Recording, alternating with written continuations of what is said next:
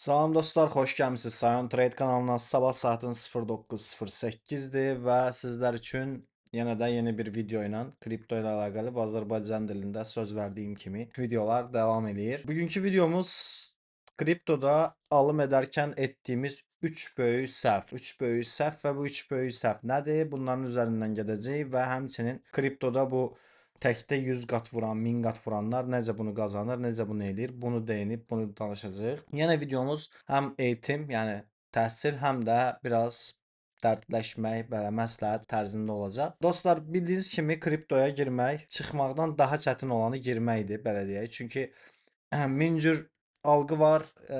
Kripto scamdir, kripto fırıldaqdır. Bir dövr bunun içindən keçirsən. Sonra bir coin var ki, bu coinləri tapmaq var, almaq var. Biri onu deyir, biri bunu deyir, biri deyir o 50x eləyəcək, biri deyir bu 100x eləyəcək. Bir müddət bundan keçirsən, sonra coin alırsan, o coin-də zərərdə bir müddət gözləyirsən. Deyirlər ki, ay yox, bu daha batacaq, bu eləyəcək, zərərdə satırsan və yaxud az xeyrə keçir, xeyirdə satırsan. Bunun kimi kriptoda bir dönəm var ki, insanlar yəni nə edəcəyini bilmir, böyük-böyük psixoloji problemlər, təsirlənmə, ətrafın baskısı, edəcəyini bilməmə, yatırımı doğru eləməmə, bunun kimi addımlar olur.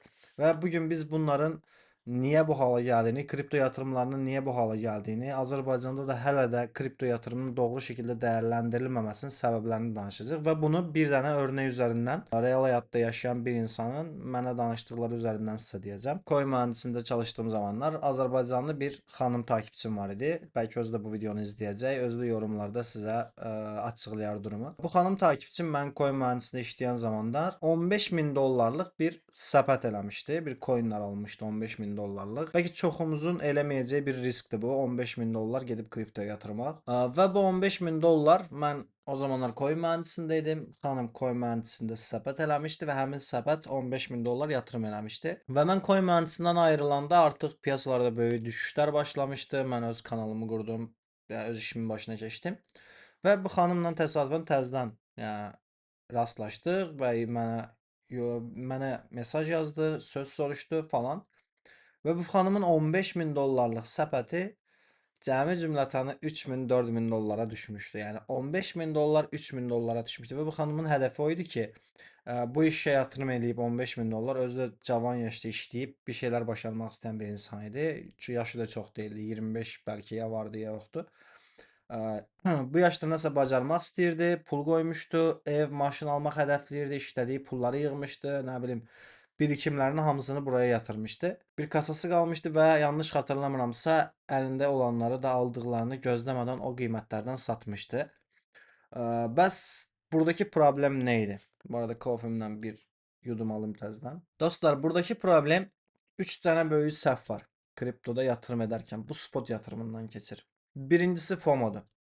FOMO nədir? FOMO insanlar piyasaya girərkən üçü bir-birinə bağlıdır, amma fərqli bir anlayışlardır. Yəni sizi çaşdırmasın. FOMO insanlar zirvədə girirlər, zirvədə coin alırlar və aşağı düşəndə satırlar. Məsələn, o xanımın da elədiyi kimi. Məsələn, bir coin yüksəlir, bazar yüksəlir, avtomatik yatırım eləmək şey gəlir insanlarda belə fikir gəlir ki, yatırım yüksəliş var. Həm bu yatırımlar zamanı ya təpə, daha yüksəlmiş bir dövrdə olur bu yatırımlar və bazar düşməyə başlayanda insanlar satmağa başlayır.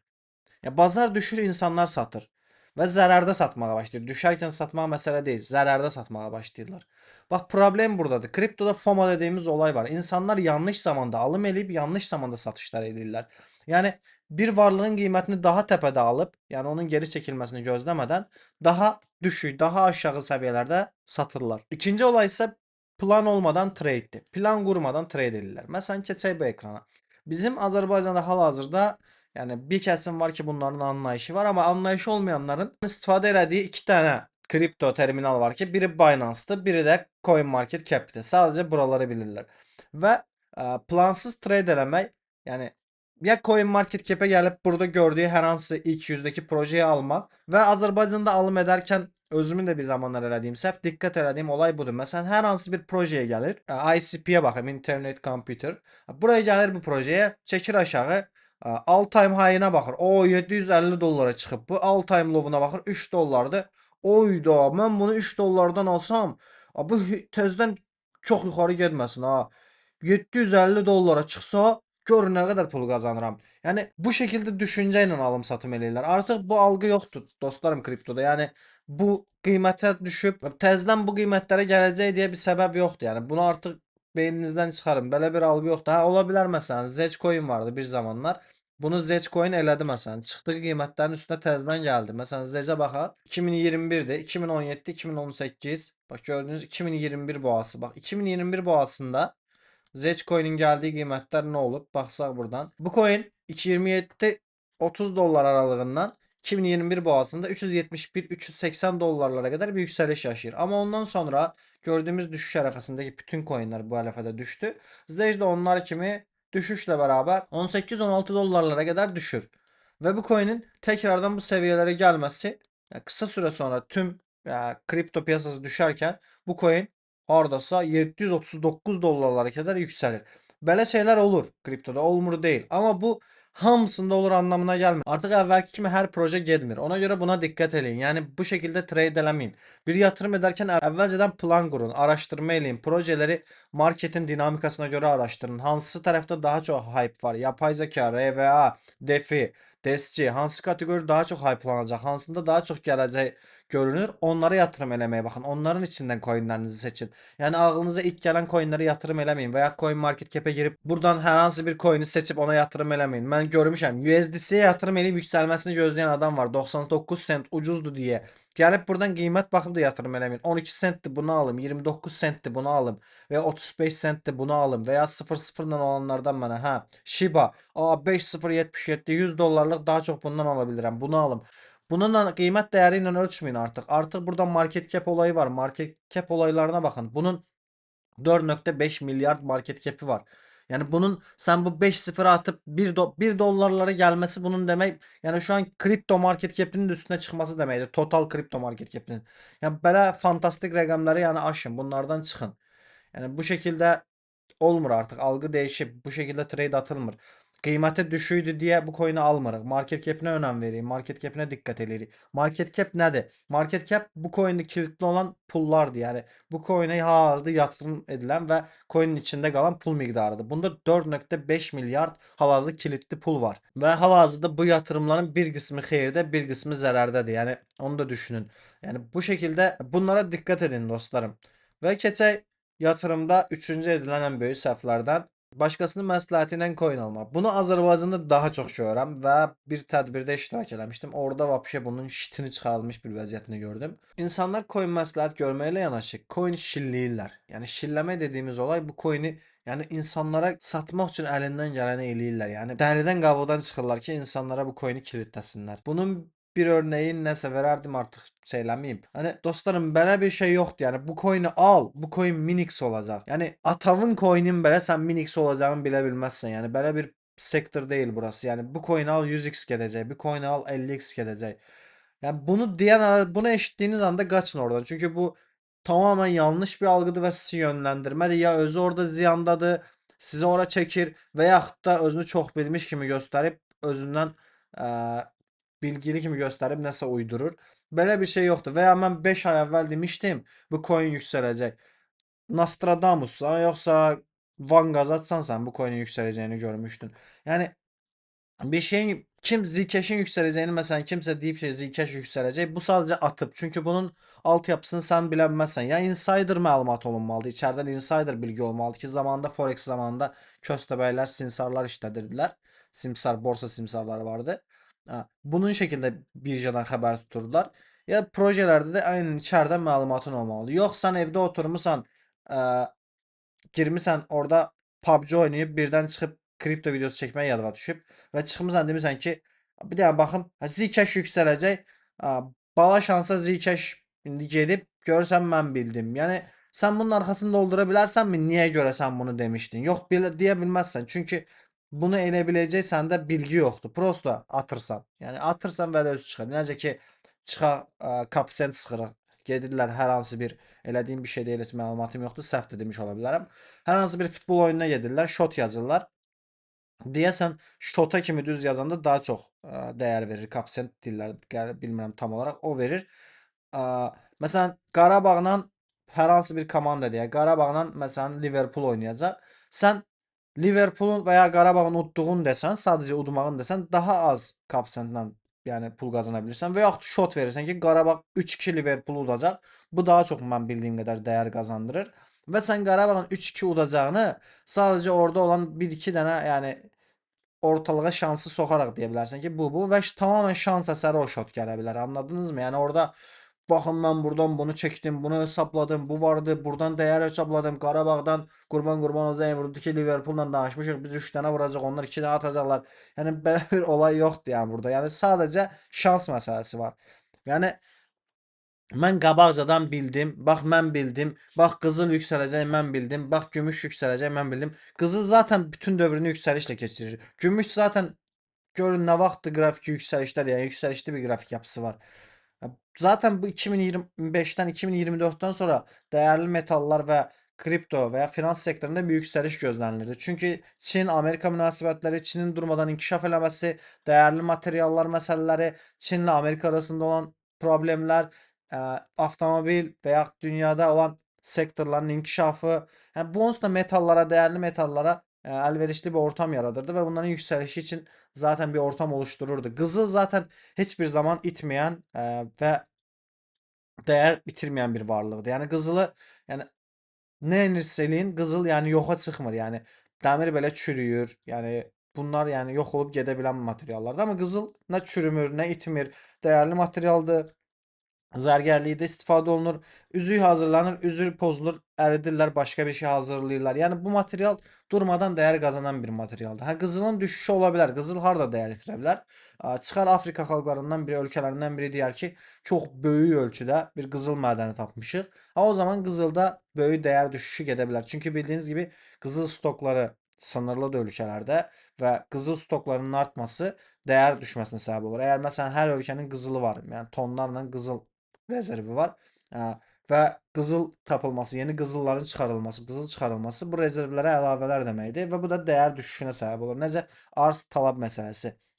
Hal-hazırda arz var, tələb də var, onu qarşılayır və artıq arz olanda, tələbdən artıq olanda qiymət düşüşünə səbəb olur. Bu misaldır, yəni bunu öncədən atıb bilmək məsələsi deyil. Heç kim bunu öncədən atıb bilə bilməz və ona görə sizə hər hansı bir şeyi qabaqcadan bax biz bunu bilirdik, biz bunu dediyi misalı yoxdur bu piyasada.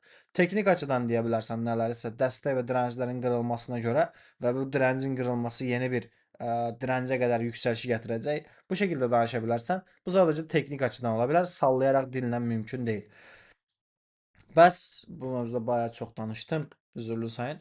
Keçək bəs hal-hazırda kriptoda 100x, 1000x eləyirlər. Penguin olayı oldu. Bu yaxınlarda gördünüz zaten hara baxırsınız Penguin'dir. Mənim də bu arada ə, ekran fotoğrafımda da o Penguin var. Bu olay nədir? Bu hardan çıxdı? Bu Penguin olayı dostlar 2015'te çəkilən bir videonun təzədən hype'lanmasından ortaya çıxdı və bayağı məşhurlar, nə bilim TikTok, Twitter hər yerdə partladı. Həmçinin Ağ Ev belə bunun görsəlini paylaşdı. Ağ Ev belə bunu paylaşdı və bununla bərabər uçmağa başladı. Və baxdığımız zaman azda da qrafik 4 saatlıq günlük alaq biz daha rahat olsun. Gördüyünüz kimi yanvarın 16-sı, 17-si, 18-i, 19-u bu coin sabit gedərkən yanvarın 22-sindən bu coin uçmağa başlayır. Yəni siz bu zamanlar yanvarın 16-sı 17-sində bu coin'e 100 dollar qoysaydınız hal-hazırda bu coin-də yəni 1 milyondan yuxarı qazanc əldə eləmişdiniz və yaxud da 1 milyon da qoysaydınız 157 milyona qədər çıxdı deyəlim. 157x qazanc əldə eləmişdiniz. Bunu eləmək rahatdırmı? Xeyr, çətindir. Və bunu eləyə biləcəyiniz ortam buradır. Dexscanner, Dextool bu saytlarda bunu eləyirik və çox çətin bir şeydir dostlar. Çünki bura bildiyiniz kazino kimi düşünün buranı. Bura bildiyiniz qumarxanadır. Burada gördüyünüz proyektlərin %99.9-u rak çəkir. Rak çəkmək nədir? Çıxır bir müddət yüksəlir, içəri yatırımcı alır, satır bütün malını, boşaltır millətin üstünə, qaçıb gedir. Bu şəkildə rak çəkir. O yüzden burada doğru projeni tapmaq çox çətindir. Eyni şəkildə Penguin də burada listelənib və Penguin'in uçacağını bəlkə 3-5 kişiyə xəyal eləyərdi ya yox. Çünki bilinməsi çox çətin bir şeydir. Məsələn, baxdığımız zaman burada Copperino var. Bax, bu coin'i görürük. Bax, bu coin hal-hazırda uçur və 10 milyon market cap'e çıxıb hardasa. 10 milyon və satışlar da gəlir bu arada. Yəni bunun sabah nə olacağını bilmirik. Məsələn, bu 2 dənə mum sonra da rak çəkib gedə bilər. Məsələn, mən sizə bunu göstərim. Copperino'dur görürsünüz. Bunun adresinə videonu izləyəndə siz gedib baxarsınız nə vəziyyətdədirsə. 10 milyondadır. Belki siz izləyəndə bu rak çekip sıfırlara falan düşmüş olacak. O yüzden bu projelere dikkat edilip belki de borsa listeleyip daha da uçup gidecek. Bunu bilinmeli. O yüzden riskli bir şeydi. Değerlendirilebilir mi? Değerlendirebilir. Necə? Deyək ki bizim 100, 200, 300 dollarımız var. Trade eləmək istəyirik. Gəlirik bu coinlərə 5 dolar, 5 dolar, 10 dolar, 10 dolar atırıq. Birində tutur 10x, 20x eləyir. Alırıq, çıxırıq təzədən 5 dolar, 10 dolar. Bu şekilde trade eləyə bilərik. Amma bütün pulumuzu qoyub birində xəyal qurub yüksəlişini gözləməməyimiz tamamen absurd bir şeydir. Yəni belə bir şey burada həyatı boyu gözləməyin. Və bunun botları var dostlar. Bot quraşdırırsınız. Sizin yerinizə alım eləyir, satım eləyir. Yəni qazanc sağlamaya çalışır. Botlarda da əlverişli tərəfləri də var, negativ tərəfləri də var. Yəni bunlar bu video mövzusu deyil. Video bayağı uzayıb gedəcək. Ona görə bunu bu videoda danışmayayım.